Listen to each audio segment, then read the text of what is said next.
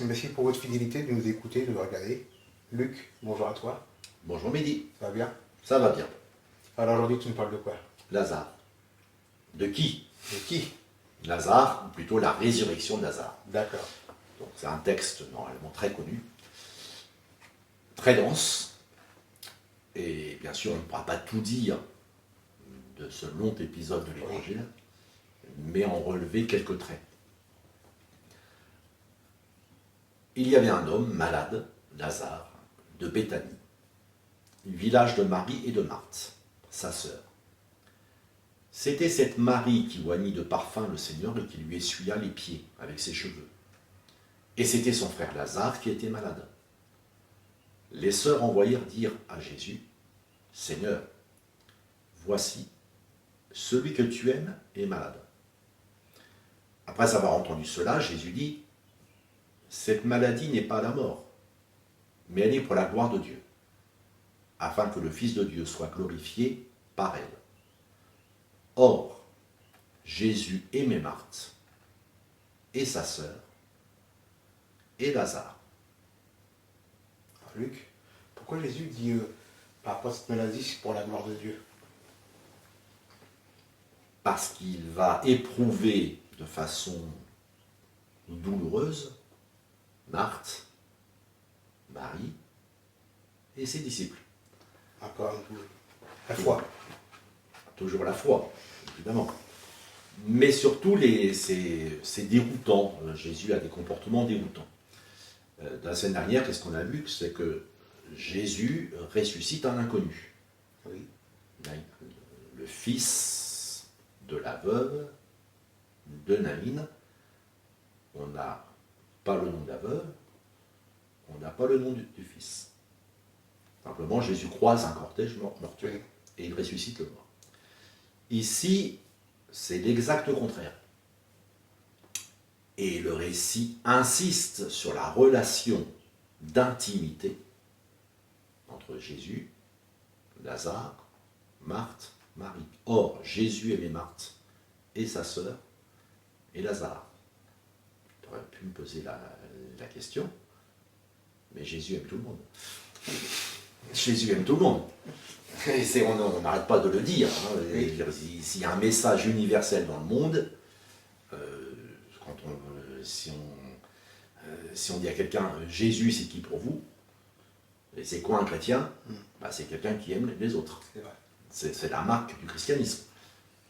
Mais là, il les aimait de façon intime.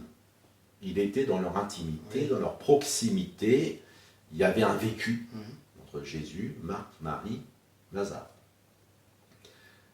Et il va être moins entreprenant, on peut dire comme ça, avec les gens qu'il aime, particulièrement, qu'avec un parfait inconnu. On est tous connus de Dieu. Donc, le fils de la veuve de Naïn était connu, puisque Dieu nous connaît tous. Mais il n'y avait pas cette intimité. Donc Lazare est un proche de Jésus. Alors, première chose, c'est peut-être pas le sens premier de ce texte, mais pour ceux qui ont des responsabilités publiques, il y a ce conflit entre les obligations publiques, quelqu'un qui est maire, qui est député, qui est sénateur, qui est chef d'entreprise, et puis les personnes qu'il aime particulièrement, sa femme, ses enfants, ses parents, et régulièrement il y a ce conflit, cette tension. Il n'y aura pas un conflit forcément, mais une tension. Une tension. Et ce récit-là montre que Jésus aussi vivait cette tension-là. D'ailleurs, à un moment, il doit dire de sa mère et de ses frères, qui sont ma mère, qui sont mes frères, ce sont ceux qui écoutent ma parole. Donc cette tension existe et ce serait illusoire de vouloir la gommer. Et c'est un des textes qui peut nous aider à l'affronter. Mais Jésus va laisser les choses s'empirer. Lors donc qu'il lui apprit que Lazare était malade, il resta 2 jours encore dans le lieu où il était. Pourquoi Luc, il restait 2 jours de plus? Justement, pour ça qu'il a donné un avertissement. Cette maladie n'est pas à la mort, mais elle est pour la gloire de Dieu, afin que le Fils de Dieu soit glorifié par elle. Donc il faut que la situation soit plus grave pour qu'il puisse y aller après. pour que Jésus montre ce pourquoi il est venu, c'est-à-dire qu'il est la résurrection et la vie.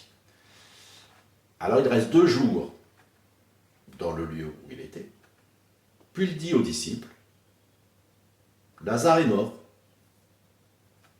et à cause de vous, afin que vous croyiez, je me réjouis de ce que je n'étais pas là. Mais allons vers lui.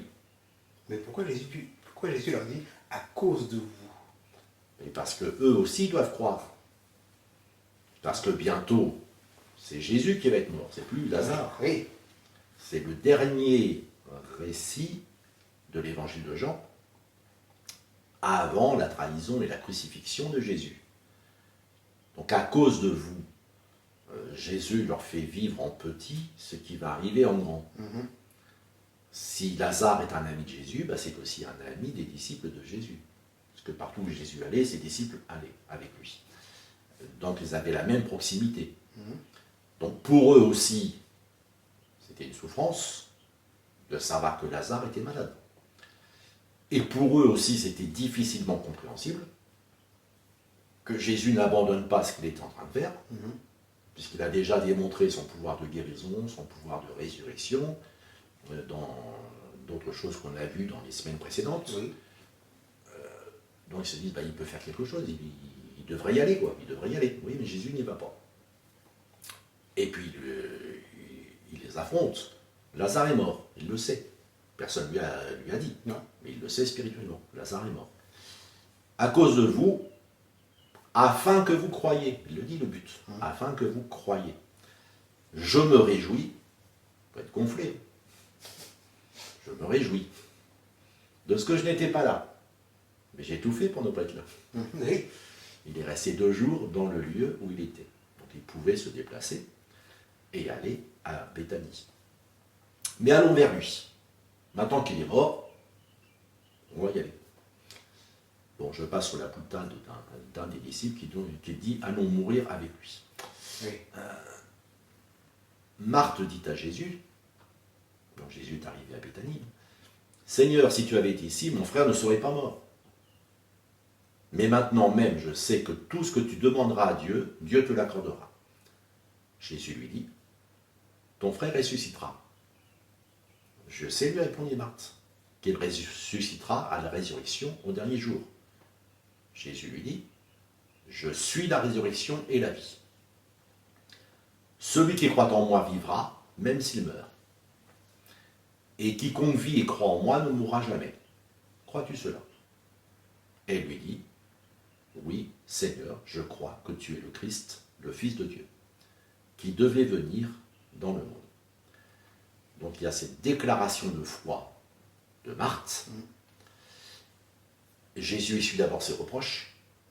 Si tu avais été là, mon frère ne serait pas mort. C'est nos réactions quand il y a un problème. Oui, bien sûr. Quand il y a un problème. Mais pourquoi Dieu n'a rien fait? Pourquoi Dieu n'a pas empêché le problème? Pourquoi Dieu n'a pas empêché l'épreuve? Pourquoi Dieu n'a pas empêché la maladie? Pourquoi même Dieu n'a pas empêché le décès? Et c'est des questions qui parfois encombrent notre relation avec Dieu dans notre cœur. Et Marthe était comme nous et nous sommes comme elle. Si tu avais été là, voilà, ça aurait été mieux.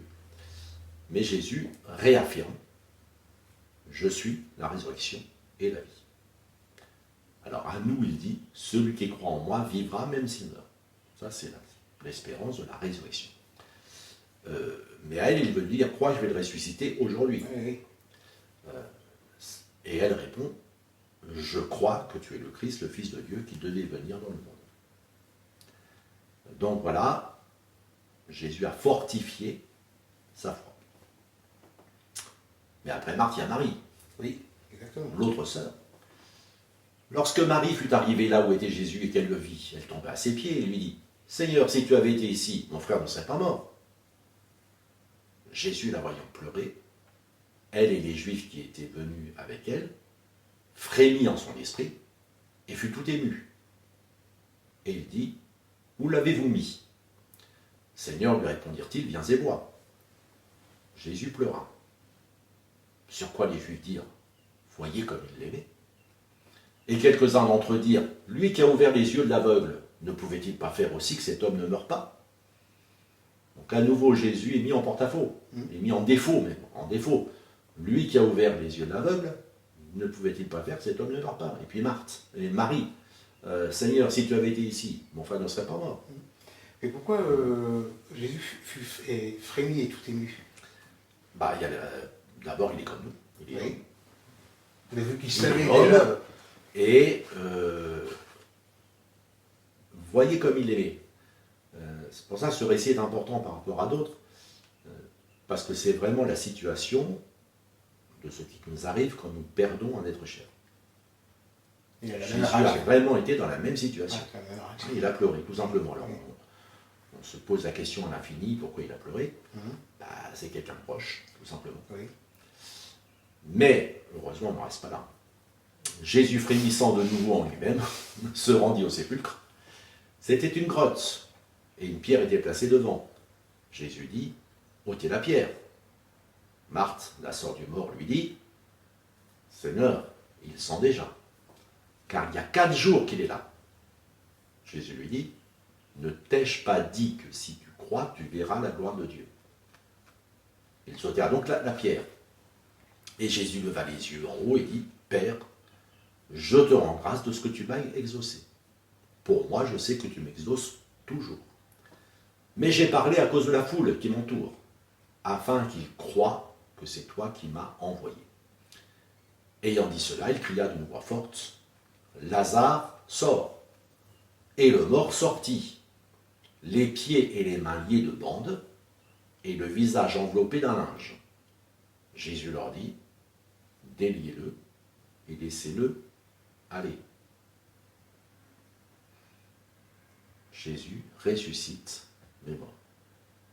C'est pour ça que je vois venir par rapport à ce que disait Marthe, parce qu'il croyait bien que c'était que Jésus c'était la résurrection de la vie. Mais là, c'était aujourd'hui même que c'est... Aujourd'hui, voilà, il est dès aujourd'hui là. Il est dès aujourd'hui la résurrection et la vie. Alors ça ne veut pas dire qu'il n'y aura plus d'enterrement. Non, ça fait. Enfin, c'est un signe. C'est un signe, donc il ne faut pas croire. Là, je reviens à ce que j'ai dit dans une autre émission, il y a la parole de Dieu et il y a la parole que Dieu m'adresse à moi personnellement. Tout à fait. Et il y a très peu de personnes dans le monde à qui Jésus dit, je vais ressusciter Oui. celui qui vient de mourir. Oui. Donc attention de ne pas extrapoler ce qui est dit ici. On va s'arrêter là. Merci Luc pour toutes ces explications. Merci de nous avoir écoutés, regardez. Que Dieu vous bénisse. À la semaine prochaine.